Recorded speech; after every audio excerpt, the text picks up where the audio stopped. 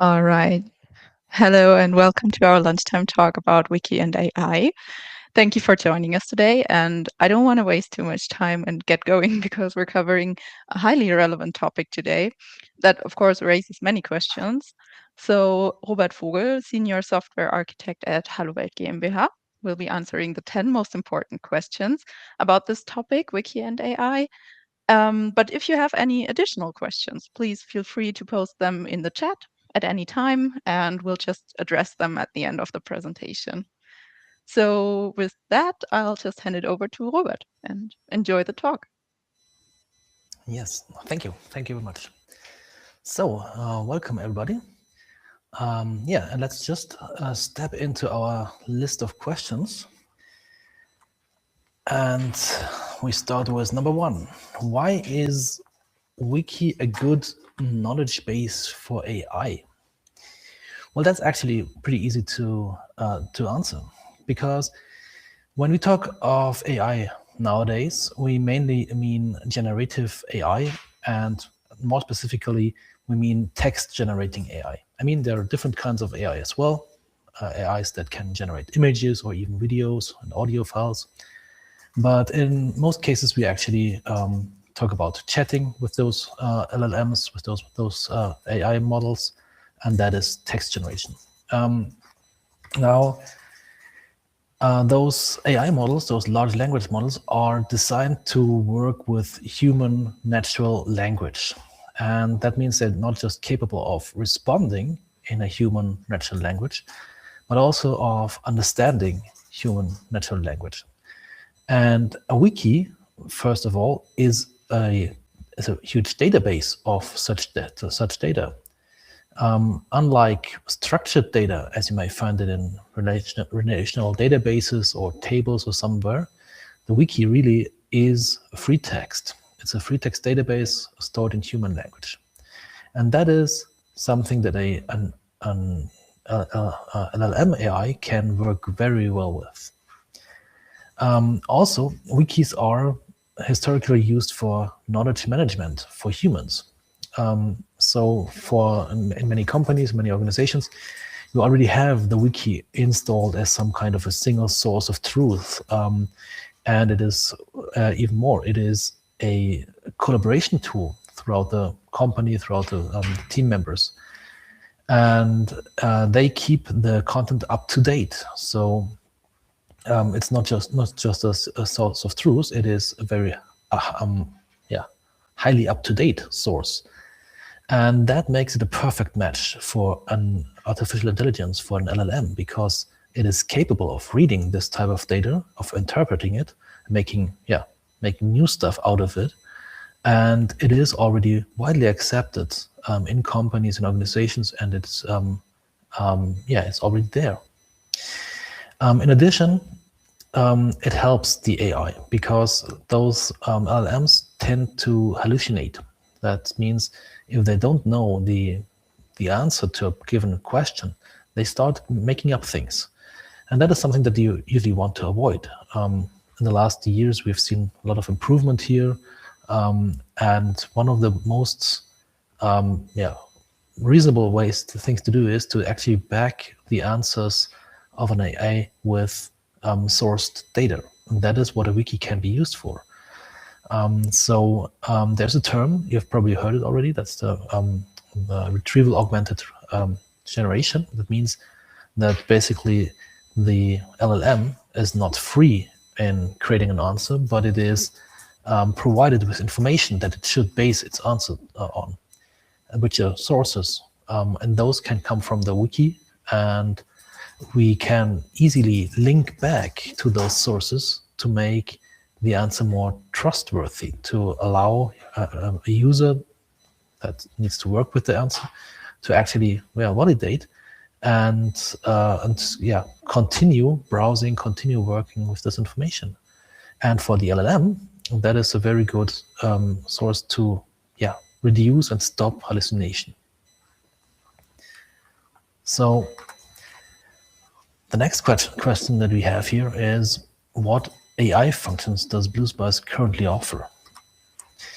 Well, actually there are some different AI functions that BlueSpice implements. I'm going to start from the end of this list.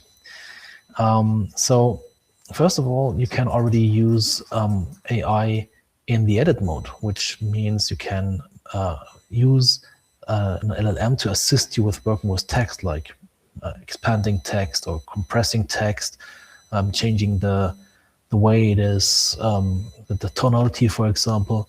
So there are some tools that allow that directly integrate into the edit interface of BlueSpice, and that allow you to use these functions in this context. The second very important use case is translation. BlueSpice has a multi-language package that allows you to set up wikis or wiki forms, to be more precise, for multilingual content. So just like you may know it from Wikipedia, where you have the German Wikipedia or the English Wikipedia and French Wikipedia and other ones, each of those are independent wikis. And in the Wikipedia context, this is all done by volunteers. In companies, in many cases there is some controlled flow of translating stuff, and BlueSpice already offers this functionality. And since some time, we also have an artificial intelligence integrated that is specifically designed for translating content.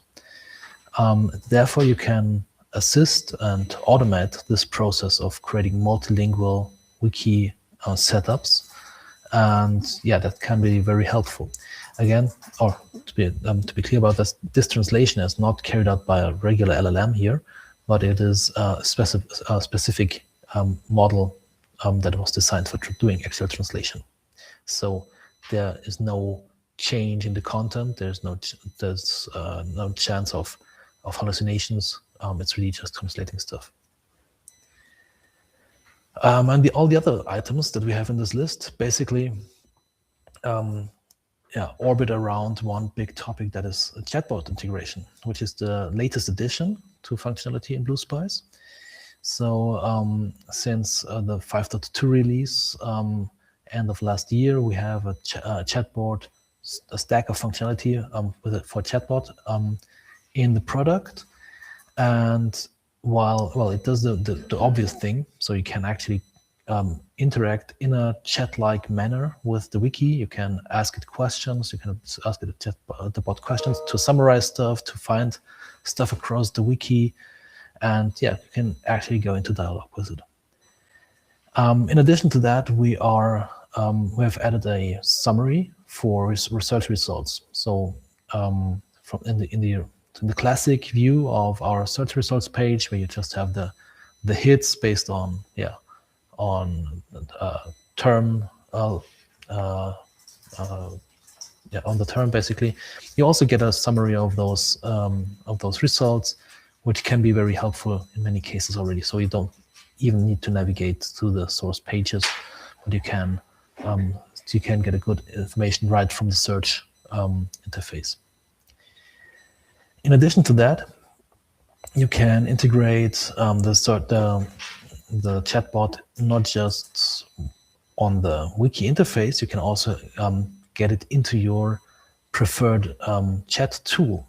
We have integrations for Microsoft Teams, for Slack, for example, that allows you to add the chatbot as an agent, as a user into such a channel, and to interact directly within this channel, which makes it more convenient to access the wiki data without actually requiring to go to the wiki.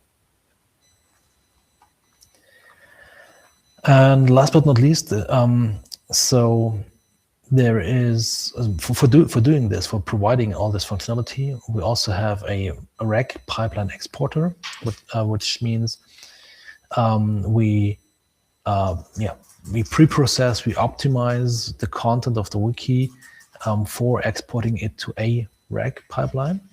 In many cases, or in most cases, that is our rec pipeline, which we also include in the product, but that's not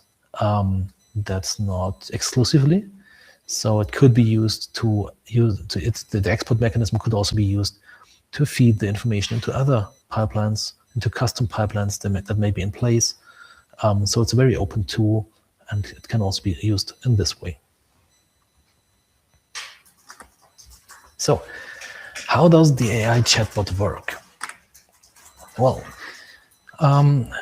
it is almost a classic design when it comes to AI RAG systems.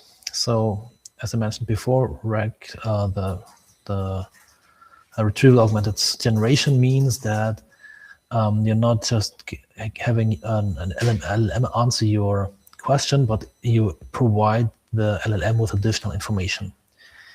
And what we did is we added such a RAG pipeline to our product, which is capable of finding information based on the user's prompt, on the user's question, adding it to the original question, maybe rephrasing, optimizing the question, and then passing it on to an LLM and passing it back the answer. So how do we do that? We first need to export all the relevant data from the wiki into such a RAG pipeline. For this, we have a scheduled mechanism that goes through the wiki and checks for edits, for changes, even deletions of pages that have been added to the RAG index already, and it will get the contents of those pages. It will optimize the contents to a little bit of pre-processing that eases the process of indexing it. It will calculate various metadata in addition, and it will also consider uploaded files. So if you have Word files, Excel, PowerPoint, or other Office typed files like open document files or PDFs in your wiki, those can also be used and can also be passed on to our RAG pipeline and can be indexed into the RAG index, the RAG store. So we're not just storing the contents, but also additional information about the content. So there may be, as I said, metadata, but there's also information about the relationship between various contents, between various pages in the wiki. And additional stuff like, for example, ACLs, access control list information, which we use to do security trimming to make sure that a chatbot that doesn't have will not answer from sources that the user may not have access to. I will go into more detail on another slide here. So basically, once the data is collected from the RAG index, it is composed into one request sent to the LLM. The LLM will generate a question and it will be sent back. It's very important to understand that all this RAG pipeline and all this processing is actually done as a part of the BlueSpice stack itself. So no information will be sent to any cloud service here, at least to this point. Obviously, we are not hosting an LLM inside of the BlueSpice stack. Hosting LLMs is rather difficult and expensive. You need specialized hardware and other things. So the common way to do that is to actually use a service provider, an AI service provider that you trust, and then the data that was collected or that was created by the RAG pipeline will be sent to the LLM. So that's the only point basically where the data actually leaves the realms of BlueSpice and is passed on for processing to another service.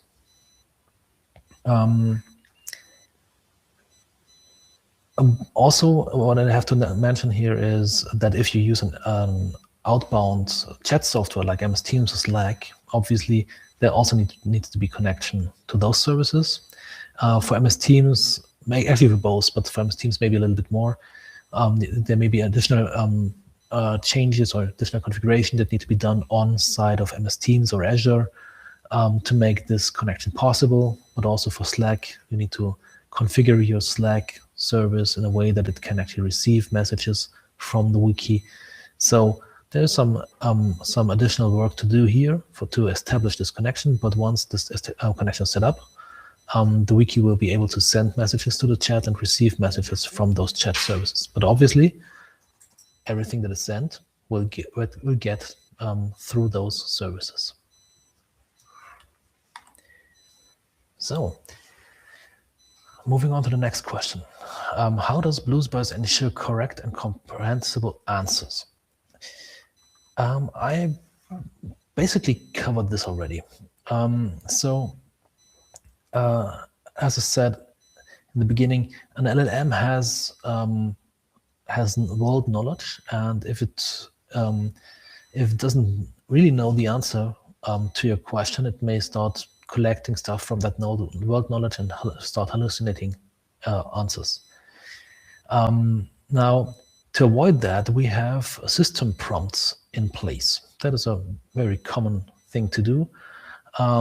Those system prompts basically prime the LLM with a set of rules, and we basically forbid the LLM to use its world knowledge, but it should only rely on information that is passed on by our RAG pipeline. And if we don't have any information in our RAG pipeline, I mean, that can totally happen, that you ask the chatbot a question that it cannot find any information in the wiki, then we basically bail out early. So we avoid situations where the LLM needs to come up with own things. We only allow for fact-backed information or fact-backed answers. In addition to that, we have a mechanism in place to knows about access control. Basically, we are mirroring the access control settings from the wiki into the RAG pipeline. Access to the RAG pipeline was always through the chat interface. There is no other outbound connection or direct access available. It's always going through the chat interface, and the chat interface is user aware. So it's an authorized endpoint. It knows which user requests an answer, and it also has knowledge about the user's groups, and it will pass this on to the RAG pipeline, this information, and it will make sure that only information are retrieved that are actually available in scope, in context of this particular user, for example.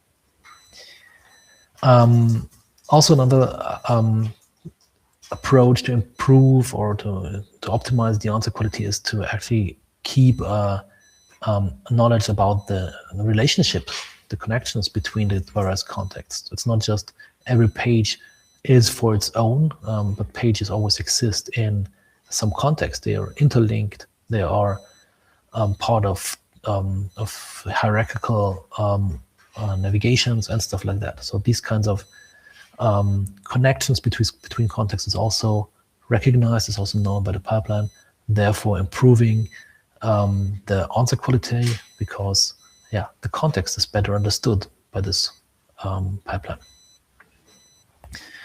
And last but not least,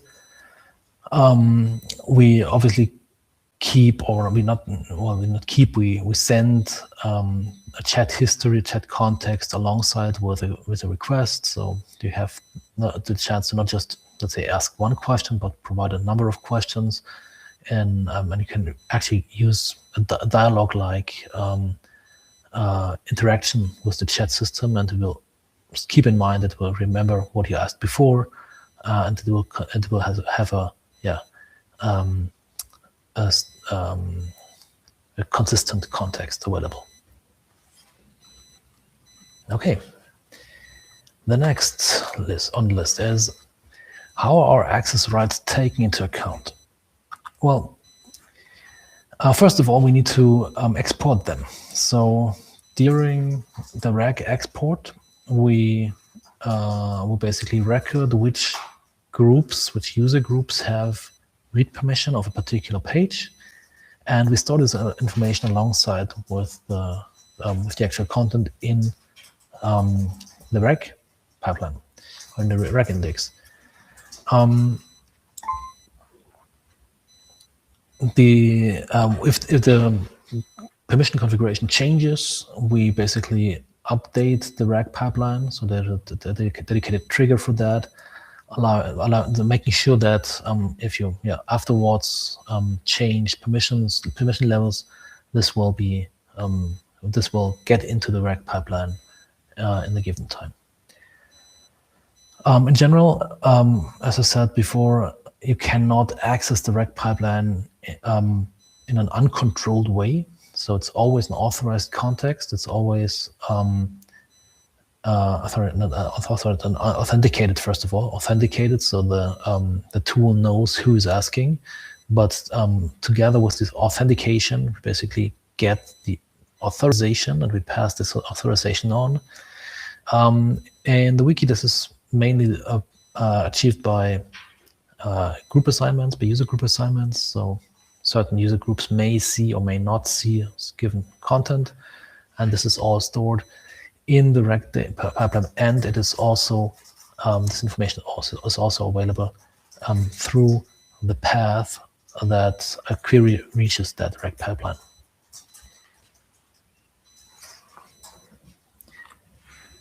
Then next would be, can content be excluded from AI processing? Yeah. This also aims into the direction of this rec pipeline, and the answer is yes. Yes, it can. So there are basically two ways to do that. One is by default, the rec exporter, or the part that actually feeds the rec pipeline with data, will only consider content namespaces. So content namespaces, that's some setting that you can do in the BlueSpice wiki. And if you want a particular namespace to not be added to the rec pipeline, then you can just remove that content namespace, for example, and it will not be indexed. And then again, you have a way to exclude pages, single pages on a page level. You can, there's a switch, a behavior switch. You can trigger that from the visual editor, for example, and you can just tell, okay, this particular page should not go into the rec index. That can easily be done. There's currently no way to mark up sections or text parts within a page that should be excluded. There's some workaround to do that, for example, using templates, using wiki text templates. So if this is really a use case, it can be done, but there is no out-of-the-box support for that yet. Okay, and I think that's it here. Yeah. So we move on. Number 7, how is AI technically connected to BlueSpice? Well, there are 3 parts of that, or let's say 4. We have 2 services. Those 2 services are mainly used for communication purposes and for the rec pipeline.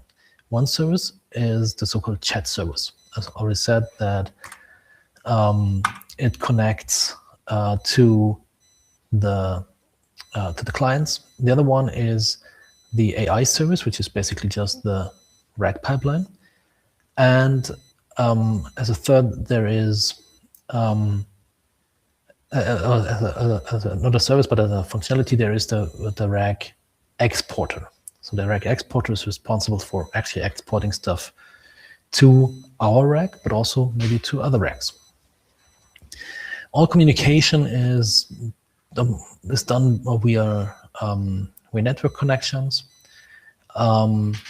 So the various parts need to be connected through a network, and in all the cases we use API keys for authentication. So there's a level of trust between those services. In addition to that, there's another part of this. So we had the chat service, the AI service, the rec exporter, but the 4th part is actually the LLM service provider itself, or the LLM service, the model service. Because, as I said, this does not run on the stack of BlueSpice itself for various reasons. It is usually provided by an external service, and here also network connections required, API keys are required to establish the connection and to allow the chat, or the AI and RAG service to actually talk to an LLM. For the RAG pipeline exporter, there are two ways of exporting. One is using a shared folder, which just means that the RAG exporter will basically dump the contents into a directory, which then can be consumed by some service. That's a very convenient way to do that. Be aware that these contents are not just wiki text as you would have it in the wiki, but they are already optimized. They are slightly adapted. They do have metadata and various other things. So, but it's a content optimized specifically to be consumed by a RAG pipeline. So it can either be dumped into a shared folder, which can then be shared with another service, or it can be accessed using a REST API. So that makes management of folders obsolete. You can actually just use the REST API to retrieve the data and use it otherwise. The two services I've already mentioned. There's chat, which is for communicating with the chat service, with the various chat clients like MS Teams, Slack, or the on-wiki chat. And there's the RAG pipeline, which has two major functions. That is analyzing and indexing, so basically building up and managing the databases. And last but not least, obviously, the prompt processing, which includes optimizing the prompts coming in from services, from users, and passing them on to the LLM and passing them back. Number 8, which LLMs are supported and can a custom model be connected? So, first of all, let's not just talk about models here, but also about service providers.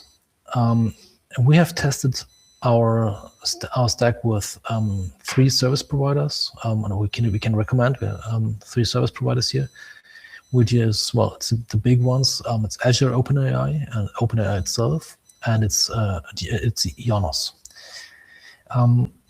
Those service providers offer different models, and not every service provider offers the same models, so there can be differences. And what we can see here is that, for example, Azure OpenAI and OpenAI have those GPT-4o and GPT-OSS 120b models available. Then there's GPT-5.1 available from OpenAI, for example. These are all tested and well supported and recommended. On the Ionos, for example, there's the GPT-OSS 120b, which is working quite well. And that's more or less for the models that we currently support. Now, coming back to the question of where those models run, the upper 3 here are all cloud-based or external service providers, but there's always a way to run such models on premises, which is not that simple. You need special hardware, and it's and the knowledge to do that. But we have also tested this, and as you can see here, we have tested the GPT-OSS 120b and the Llama 3.3 model on on Ollama, basically. Ollama is one way to operate those models.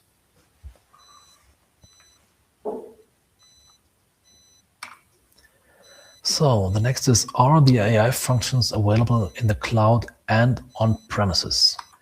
Yes, indeed they are. Since the early 2026, so last month, we released the 5.2.1 version of our software stack to on-premise installation, and that stack contains the mentioned services like chat and AI, so they are included. They are not enabled by default because you need to have an AI service to actually operate them. So this needs to be configured. This is nothing that we can basically do out of the box or pre-configure in any way. But they're included, so they can be enabled on premises. In the cloud as well. So since the release of 5.2 last year, it's available on the cloud already. Here, very similar, we don't have the services enabled by default, but we can enable them on request. We are not hosting our own LLM in our cloud infrastructure. We also rely on external providers like Azure or OpenAI. So they would need to be configured. We would need to get a proper API key to wire them. But then, yes, they can be used on the cloud, on our cloud infrastructure already.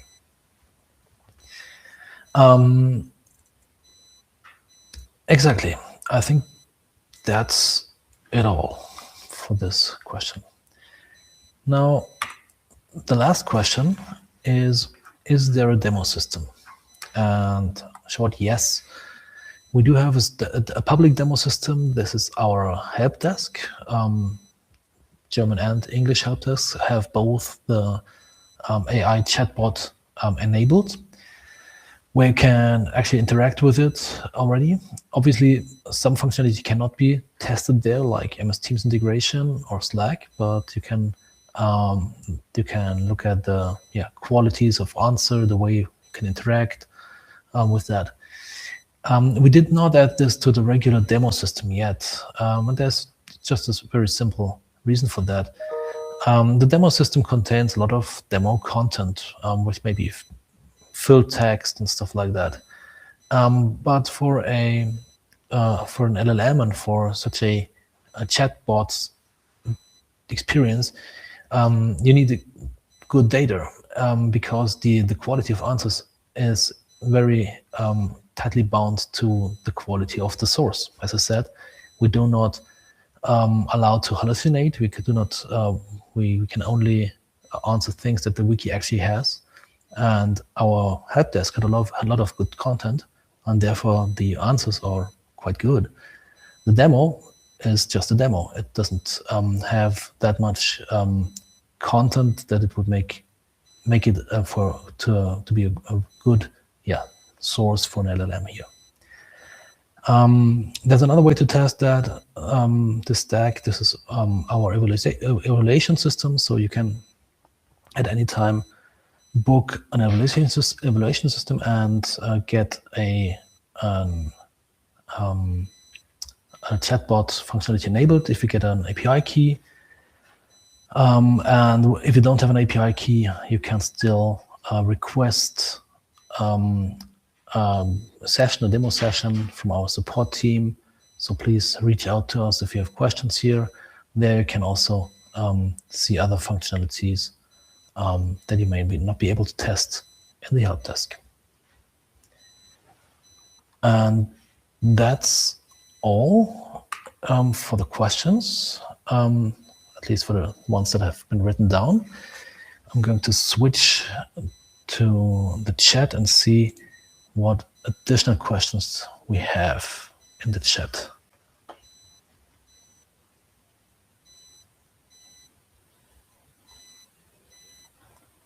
Okay, so apparently there are no questions at the moment. Well, in that case, I guess we're done here. Thank you very much for your attention.